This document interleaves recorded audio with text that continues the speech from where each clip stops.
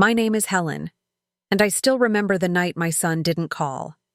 He had promised, like he always did, that he'd call me on Sunday. It was our little ritual.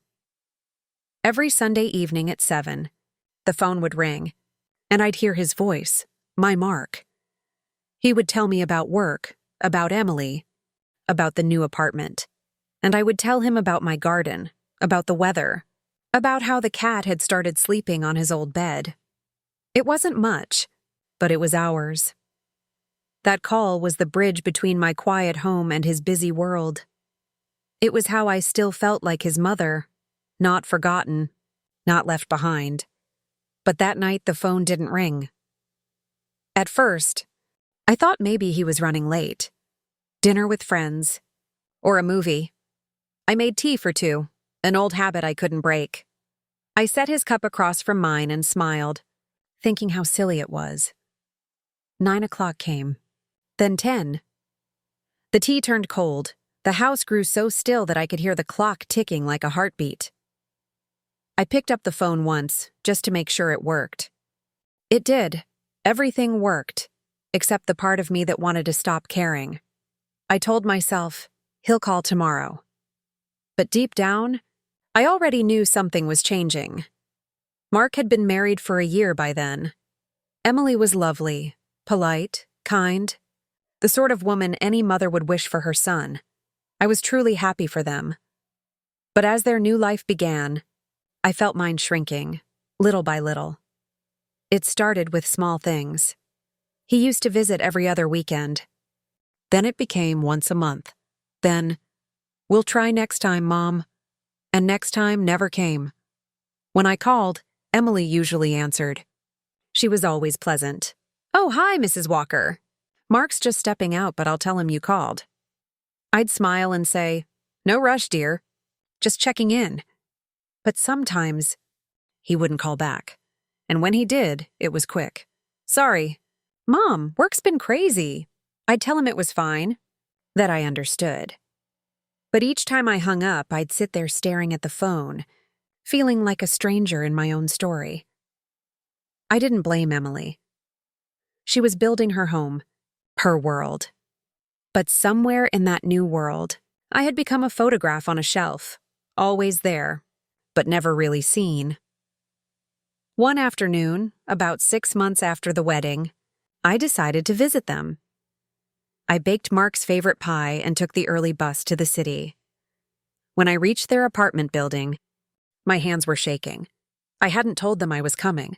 I wanted it to be a surprise. But when Emily opened the door, her smile faltered for just a second. "Oh, Helen, what a surprise!" She glanced behind her and I caught a glimpse of a dinner table set for two. Candles, wine glasses, soft music. "I hope I'm not intruding," I said quietly. "Oh, no, of course not," she said, her voice just a little too bright. "Mark's parking the car. Come in, please." The apartment was beautiful, modern, clean, warm, everything in its place, everything except me. When Mark walked in, his eyes widened. "Mom, you didn't tell me you were coming." "I wanted to surprise you," I said. "I baked your favorite pie." He smiled, but I saw the unease in his face. "We were just about to have dinner," he said. "Maybe you can join us for dessert?" That night I ate quietly, mostly listening. They talked about friends, plans, a vacation they were planning.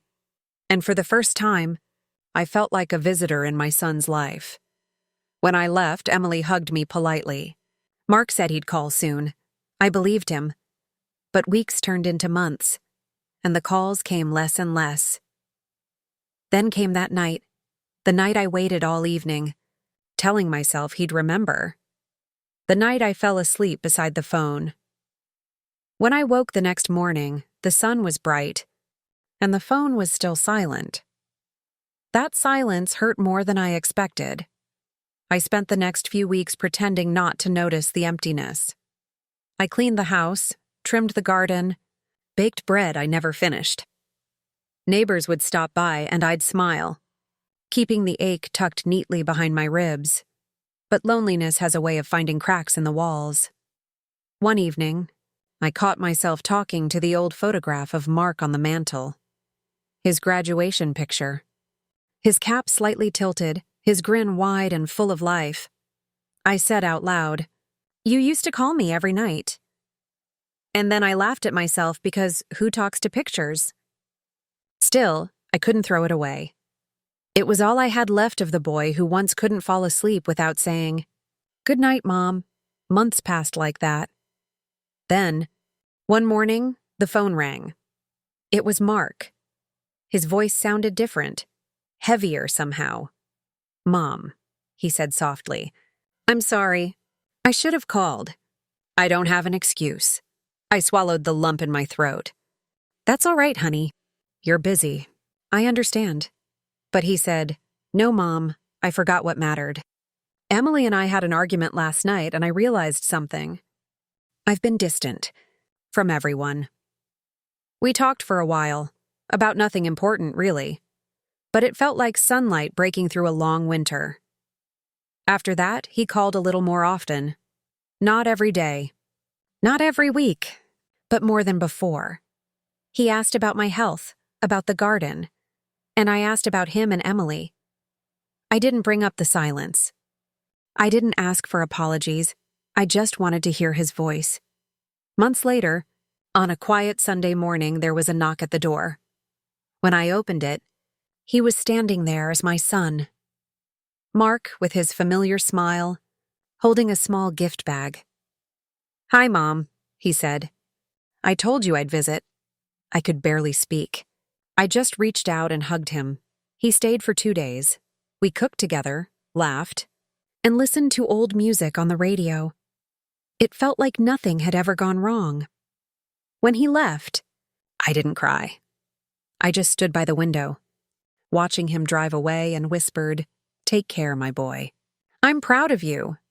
That night, I sat by the phone again. But this time, I wasn't waiting. I was remembering every call, every silence, every moment that had brought me to peace. I realized something then. Love doesn't always sound like ringing phones or surprise visits. Sometimes, it's quieter. It's the memory of laughter, the warmth in a shawl, the voice in a dream that says, "I'm still here." We all wait for calls that never come, from people, from life, from the past. But eventually, we learn that peace isn't in the waiting. It's in letting go, and knowing that love never truly leaves. Because even if the call never comes, the love you gave still echoes. Softly, invisibly, in someone's heart somewhere, and that is enough. Sometimes life teaches us through silence. We wait, we hope, and we ache. And in that waiting, we discover how deep our love truly runs. If you've ever waited for someone who never called, someone who never came back, please know this: your love was not wasted. The care you gave, the words you never said, the patience you held on to, they mattered. They shaped the people you loved, and they shaped you too. One day, perhaps without warning, life will send you something back, a visit, a message, a small gesture that reminds you that love never disappears. It only changes its form. So if you're still waiting tonight, let peace be the call that finally came, because even in silence, you are loved.